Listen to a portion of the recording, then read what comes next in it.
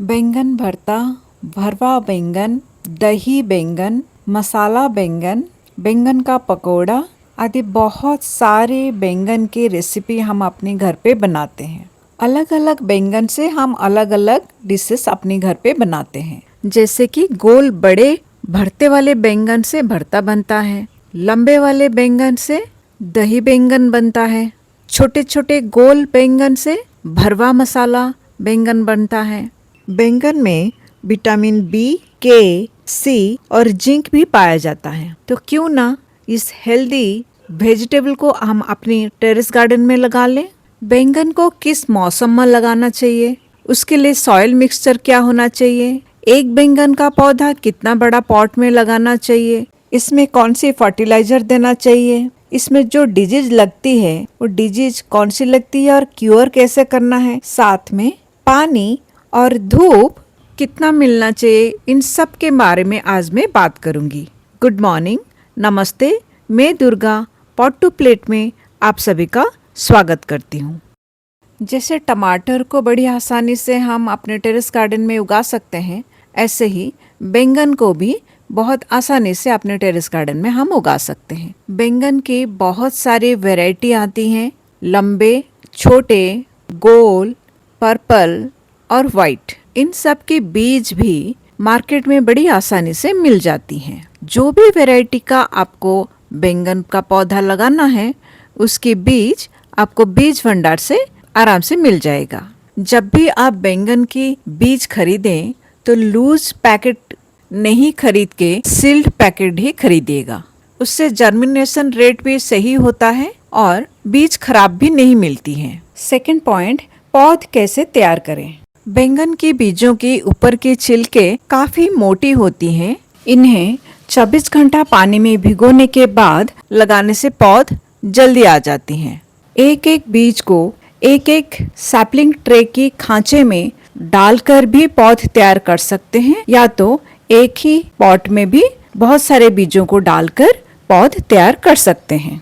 तीसरा पॉइंट, बैंगन की खेती कब करें। गर्मी और बरसात इन दोनों मौसम में बैंगन के पौध बहुत अच्छे से ग्रोथ करते हैं। इसीलिए ठंडी खत्म होते ही यानी जनवरी मंथ से ही इसकी पौध तैयार करना शुरू कर देते हैं और बैंगन के बीज से पौध तैयार होने में पूरे 1 महीना लग जाती है। जब पौध में 4 से 6 पत्ते आ जाएं, तभी उसको ट्रांसप्लांट करना चाहिए। फोर्थ पॉइंट, एक बैंगन के पौधे को कितनी बड़ी पॉट में लगाना चाहिए। एक बैंगन के पौधे को 12 बाय 12 के ग्रो बैग में लगाना चाहिए। मैंने यहाँ पर 1.5 फीट लंबा और 1 फीट गहरा 1 फीट चौड़ाई वाली फ्रूट क्रेट में 2 बैंगन के पौधे लगाया हुआ है। फिफ्थ पॉइंट, पानी कैसे दें। पहले तो पौधा जब छोटा होता है यानी जब उसको लगाया जाता है उसी टाइम थोड़ा पानी जरूर देना है।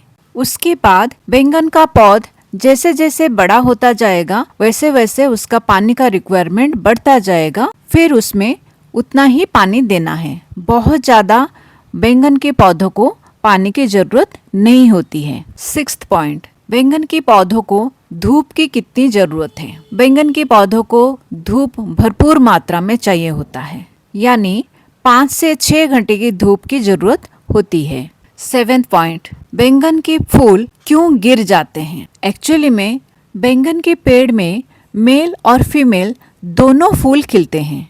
ये जो अंदर देख रहे हैं ग्रीन कलर की छोटी सी डंडा, वो फीमेल फ्लावर है और फीमेल फ्लावर को इस तरह से टैपिंग कर देने से वो पॉलिनेट हो जाती है और फूल फल में कन्वर्ट हो जाती हैं। हनी बी के द्वारा भी ये बहुत आसानी से पॉलिनेट हो जाती है, या तो आप ब्रश की मदद से भी इन्हें पॉलिनेट कर सकते हैं। बैंगन के पेड़ की मेल फ्लावर कौन सा है वो भी दिखा देती हूँ। ये है मेल फ्लावर जिसके अंदर से ग्रीन कलर की डंडा नहीं निकल के आया है और ये फूल जरूर से गिर जाएगा क्योंकि मेल फ्लावर कभी भी फल में कन्वर्ट नहीं हो पाएगा। पौधा लगाने के 2 महीने के बाद जब पहला फूल आती हैं वो सारे मेल फ्लावर्स होती हैं, उसके बाद ही फीमेल फ्लावर्स आते हैं और ये फीमेल फ्लावर्स फिर फ्रूट्स में कन्वर्ट होते हैं। बैंगन के पेड़ में फूल गिरने का समस्या नहीं आती है सिर्फ मेल फ्लावर जो कि फल में कन्वर्ट नहीं होता है वो ऑब्वियसली गिर जाएगा। फीमेल फ्लावर फ्रूट में कन्वर्ट हो जाता है अगर वो सही से पॉलिनेट हुआ है। 8th पॉइंट, बैंगन की पेड़ से ज़्यादा फल पाने के लिए क्या करना चाहिए।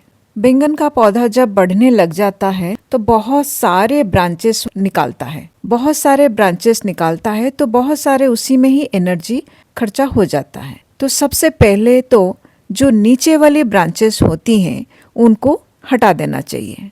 साथ में मिट्टी को लगकर जो पत्ते हैं उनको भी हटा देना चाहिए। उसी से ही पेड़ों में फंगस अटैक होती है और ऊपर वाले ब्रांचेस में ज्यादातर फल आएंगे, नीचे वाले ब्रांचेस में कम फल आएंगे। जैसे टमाटर के पौधे में हम पत्तों के बीच में से सकर्स हटा देते हैं क्योंकि सकर्स पौधों से एनर्जी ले लेता है और उसमें फूल तो आती है बट फल में कन्वर्ट नहीं होता है।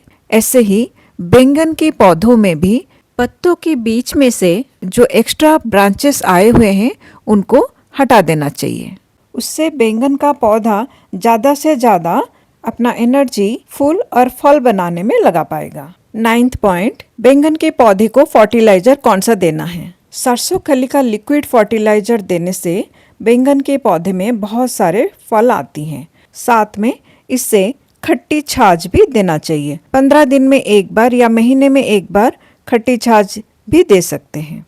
मेरे चैनल में सरसों खली का लिक्विड फर्टिलाइजर कैसे प्रयोग किया जाता है और खट्टी छाछ कैसे प्रयोग किया जाता है उसके ऊपर डिटेल वीडियो अवेलेबल है, आप उसको देख सकते हैं। 10th पॉइंट, बैंगन के पौधे के लिए मिट्टी कैसे प्रिपेयर करना चाहिए। 70% गार्डन सॉइल, 30% गोबर का खाद, 5% सरसों खली और 5% नीम खली मिलाकर मिट्टी प्रिपेयर करना चाहिए। 11th पॉइंट, बैंगन के पौधे में डिजीज कौन सी लगती है और उसे क्योर कैसे किया जाए। बैंगन के पौधे में ज़्यादातर मिली बग अटैक करते हैं, उसके लिए हर 15 दिन में नीम ऑयल का स्प्रे करते रहने से मिली बग से छुटकारा पा सकते हैं। आई होप मेरी दी गई जानकारी की मदद से आप ढेर सारा बैंगन अपने टेरेस गार्डन में आसानी से उगा पाएंगे। अगर मेरी वीडियो आपको अच्छी लगी तो please like, share and subscribe to my channel. उससे मुझे मोटिवेशन मिलती है नए वीडियो बनाने के लिए। Thank you for watching the video. Healthy खाइए, हेल्दी रहिए। God bless you all.